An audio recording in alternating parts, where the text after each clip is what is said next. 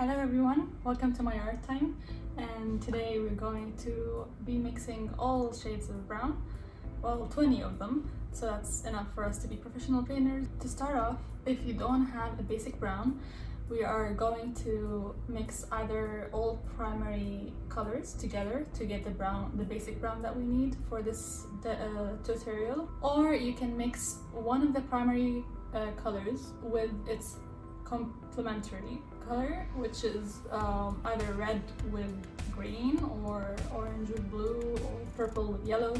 This way we get the brown that we are gonna start off working on, which is the basic one.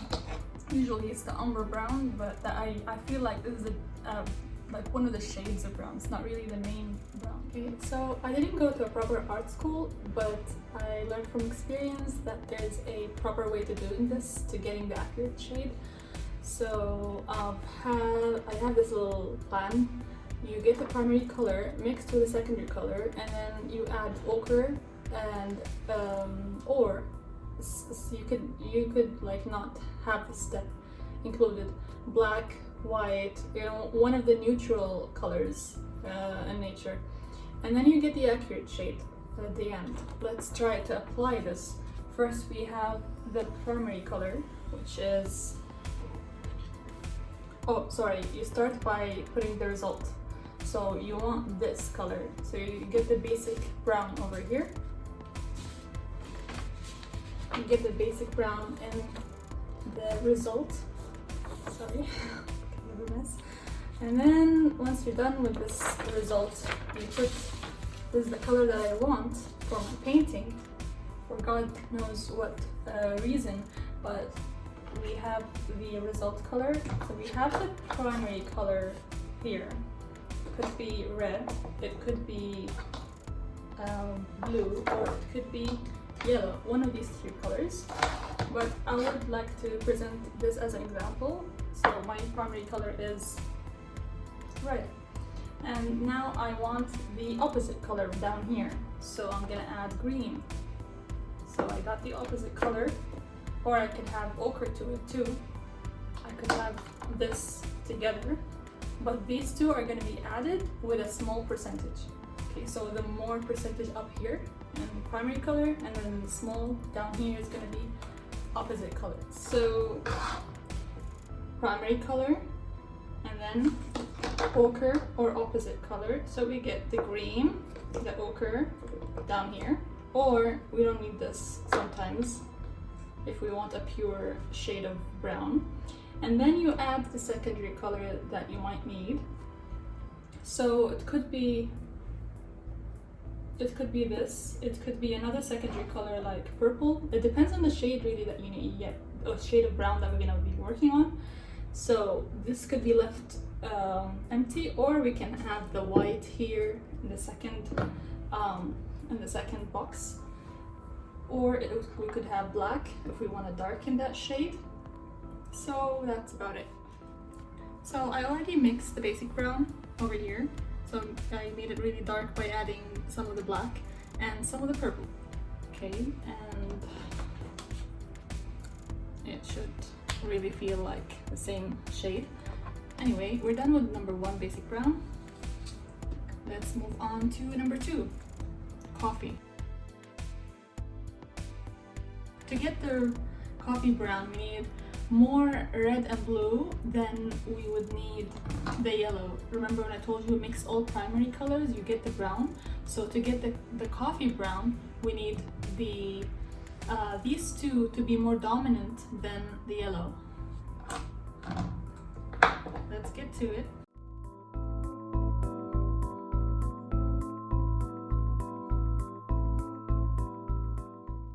You can further darken this brown by adding purple and black if you want it really dark. So eventually we get the coffee black, but we need to try it out. So on this little piece of paper,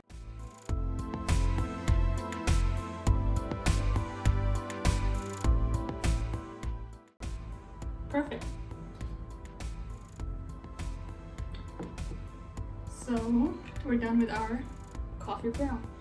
Now if you want to make the color look faded, you can add ochre to the equation, or white, and white actually, to make it look faded and really far, maybe especially like in a snowy scene where there are like few trees in the far background of the painting.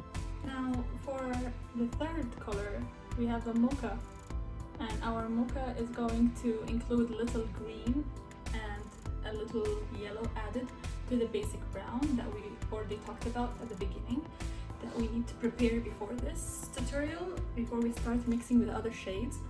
So this is our accurate shade resulted that we need. We're going to put the green and yellow to prepare our colors.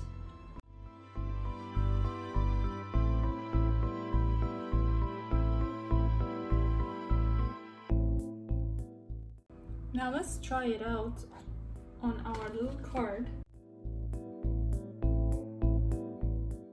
It's kind of like the color that we need. Again, you keep comparing, keep experimenting until you get the actual shade that you need. You can add a little bit more white to show that it's actually close to this shade. Now, peanut brown. So for any cool browns, you add a little blue to make it feel kind of like it's in a wintry scene, and it's used usually for wintry trees and pet hair. And for doing that, you add a little blue, and if it gets too blue, you can add red and yellow again to bring it back to its basic brown, and you can start again from there. So we're going to add just the little bit of blue that we have right here. So that's our basic brown. Now we're going to mix a little bit of blue, just a tiny itsy piece of drop of blue.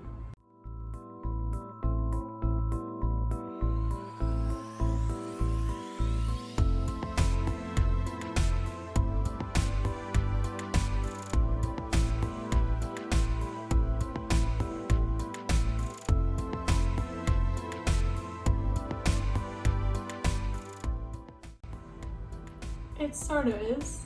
It needs a little bit more white to show. Carob brown, and for those of you who are wondering what's carob, it's a seed. Actually, it's a pea pod that carries seeds inside, which makes a sweet and healthy substitute to chocolate. And it's going to be mixed this way. A little bit of green, a lot of white is going to be mixed with our recently made mocha.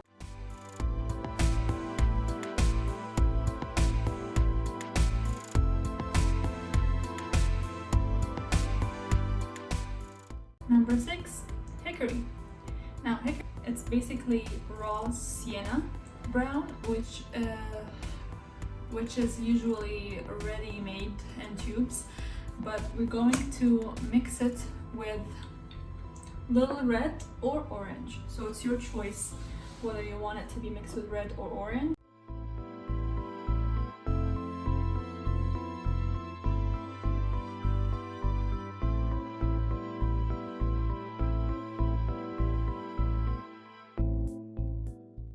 Wood brown, it's basic brown mixed with little green, little white, and ochre. Let's get to it.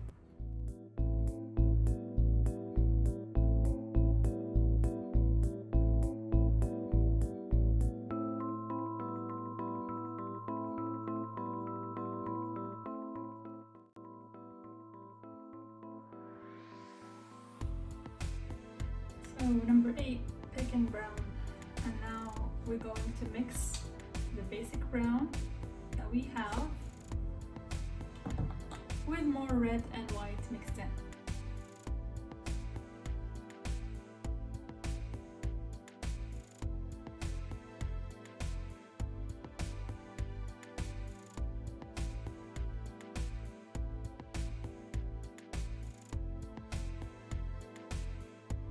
course, you can darken it by adding a little bit more black. Walnut brown.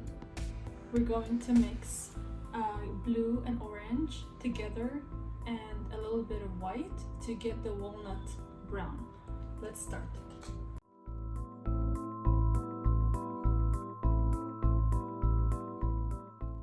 If it gets too green, it means we added more blue than orange, so we add more orange. That's the solution.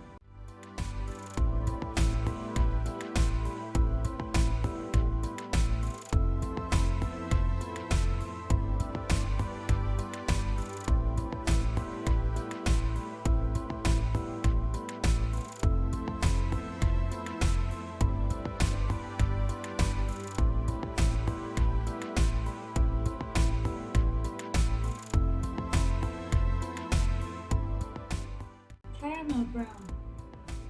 We're going to mix the basic brown with yellow and white. So basic brown, yellow, white. Here we go.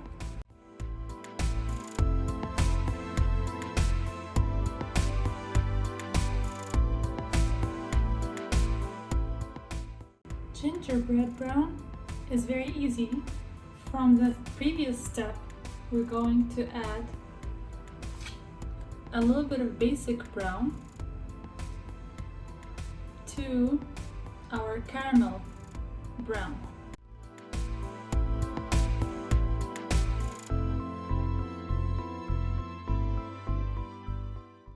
The syrup brown, what we're doing is adding a little bit more basic brown to our caramel.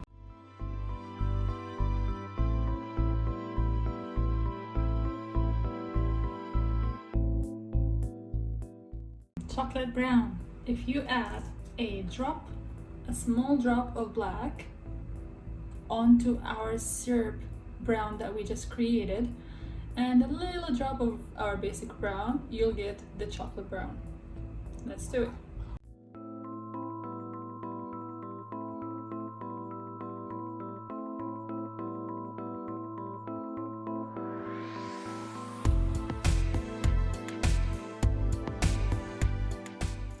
Tortilla brown.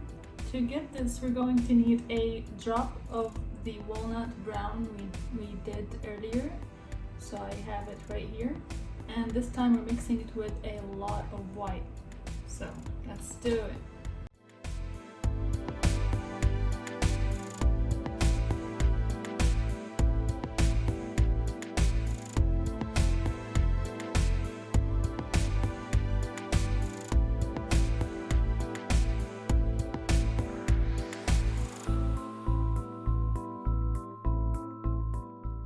Of course, you can make it a little bit brighter.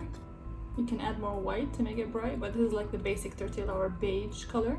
So the Umber Brown is usually coming in tubes like this. It's ready made, but if you don't have it, if you ran out, which I'm almost gonna run out of, I can mix all primary colors together to get the Umber Brown because it is kind of like the basic brown, but with more dominance towards red and yellow. So, or you can actually mix orange and black.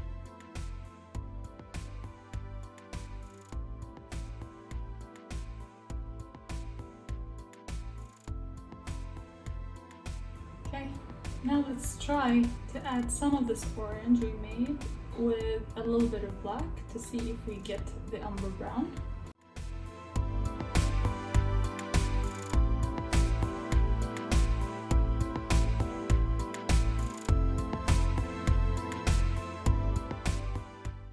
Tawny brown, which also can be ochre.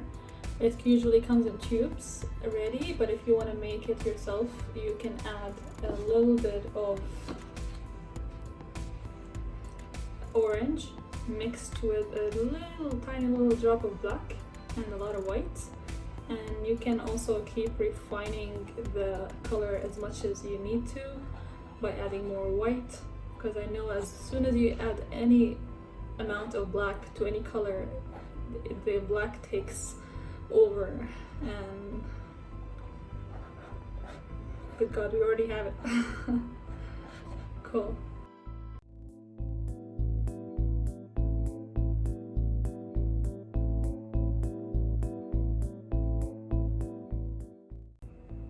This is much darker shade of it. I made it light. You can keep adding black until you get this, but this is actually what the tawny brown is. Now Brunette Brown needs the walnut brown that we have made already with our basic brown, drop of white, and a very tiny little bit of green.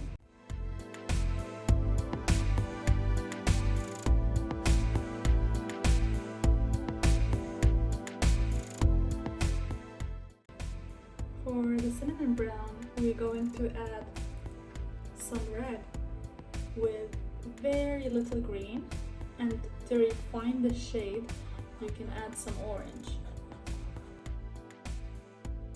If it's too red, you can always add more green.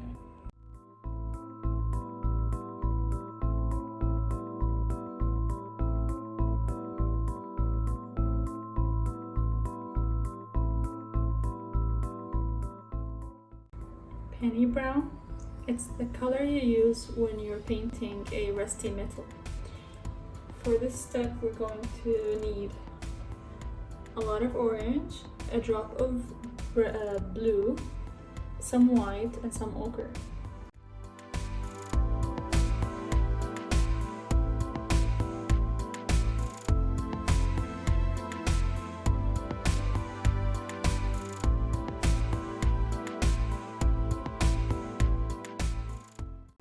So if your color turns too green because of the mix because of the dominance of blue, actually, you can add some more orange and purple, or yellow and purple. It works, it brings back the hint of brown in the penny color. So let's try and test it.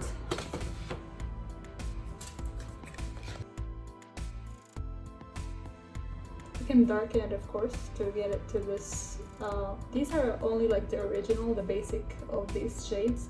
You can highlight it, you can darken it by, either black or white. So I just gave the lighter version of it so that it's more obvious to the camera. Cedar brown is done by adding the basic brown to a drop of black and a little white, but the least should be black because we know that it's going to take over, so we don't want it to do too much effect on the color that we want to as a result.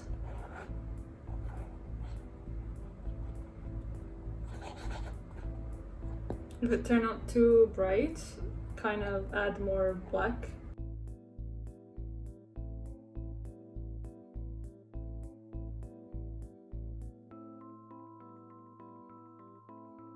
So this is the last of the colors. Now we're done with our different shades of brown. As you can see, there is a huge difference between each and every one of them, and we can use them when we're painting different sceneries and different sorry, you can cut that. You can use them for different landscapes, cityscapes, even seascapes, wintry scenes, different seasons of the year. So this is the end of it. I hope you enjoyed it. I hope you've found a lot of things that you can learn from. And that's another failure. See, that's why I hate making videos. Okay, cut the last part, of course.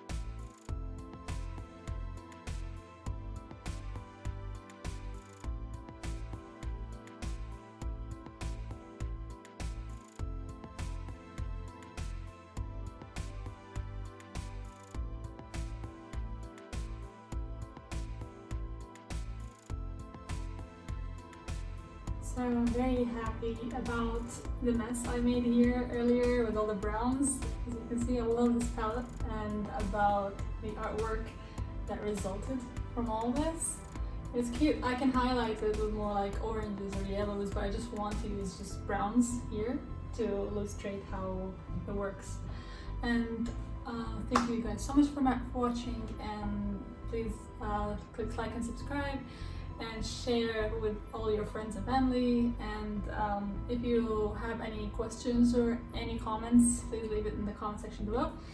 So thank you so much for watching. See you later. Bye.